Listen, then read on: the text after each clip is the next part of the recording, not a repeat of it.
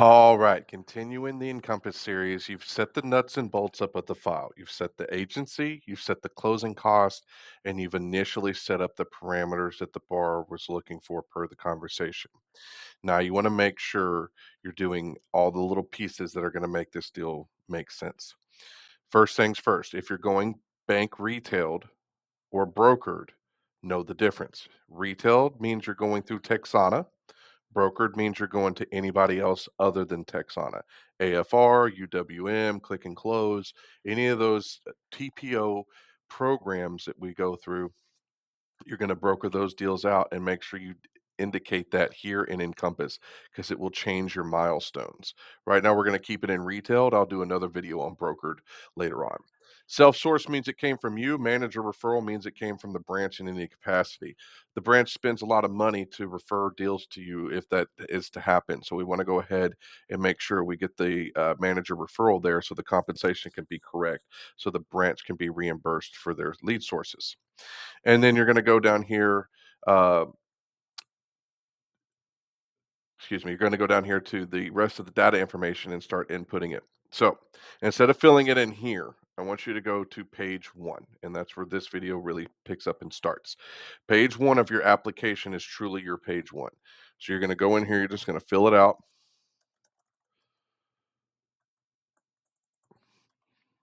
And it's okay to ask for socials over the phone, guys. It really is. It's okay to ask them for this information. Please do not be afraid of it. And the reason you want to ask is because you're going to need to do a soft pull. You're going to need to know where their credit is. And this is part of what we do in this industry. So also then set yourself up with the date of birth, their citizenship. It absolutely matters. Non-perm, permanent resident, U.S. citizen, I-10. We must know this till we make sure we put them in the right program. When you start going and getting granular on your loans, some investors don't take certain loan products. So if you got a non-perm resident, they may cap your LTV at 85%, and you won't know that if you don't indicate it correctly when you start your file. Coming down further, marital status, if they're currently going through a divorce, separated, anything else is married or unmarried, right? If they're finalized on their divorce, they're now unmarried.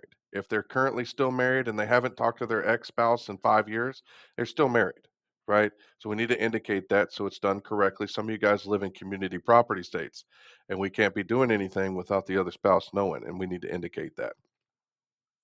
Coming down here, you're going to put in the number of dependents, right? If you're doing a USDA file or if you're doing a down payment assistance file, this absolutely matters because it affects how much income can be used to qualify for the household.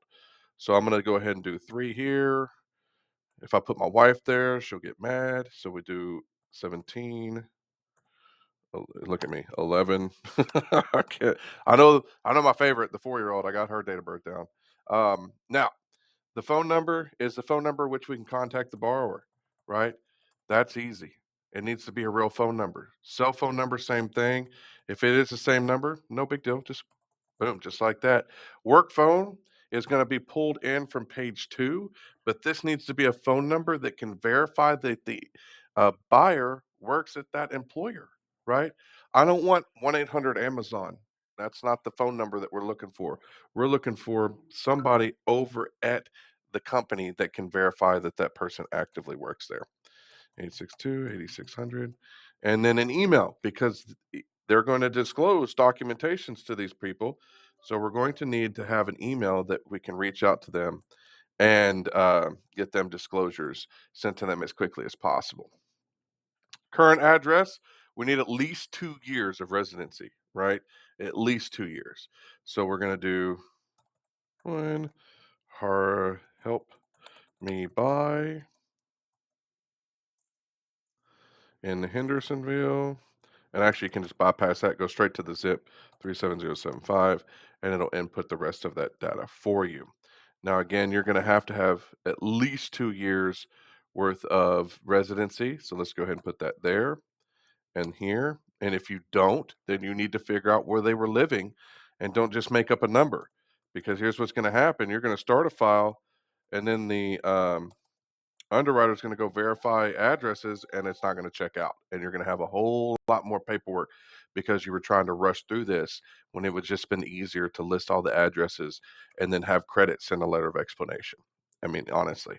So if we have no primary housing expense, that means I don't pay rent or my house is paid off. That's the only two exceptions that we have for that. If you own it, then we need to know how much you're paying in taxes and insurance. If you're renting, then we need to know the actual rent payment. Because if we have to order verification of rent and the numbers don't match, the underwriter is going to have a real hard time approving your deal. And it's because you set them up for failure. So if we go own here and you know the current house, then I would go ahead and just put it here. First mortgage, 2,500 bucks, you know, right? If you don't know it and they don't have that data with them on the call, it's okay. Finish the call, but you do need to get the data, right? So for this particular person, we're just going to say that they rent. I don't need any former addresses because I have 2 years here. But if I put one here, I will need former addresses. Okay, you will have to provide that data because you didn't give me a 2-year history here. And you're like, well, I can't. It doesn't apply here.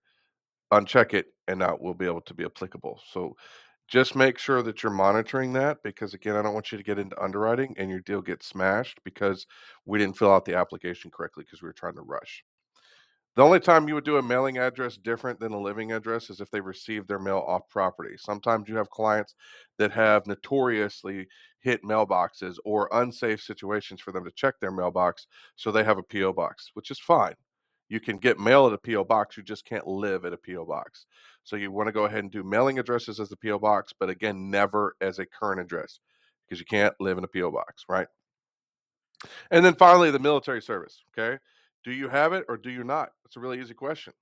And that's it for page one. I'm going to keep these videos to those specific pages. So this is going to stop right here. And the next video will be on the work history.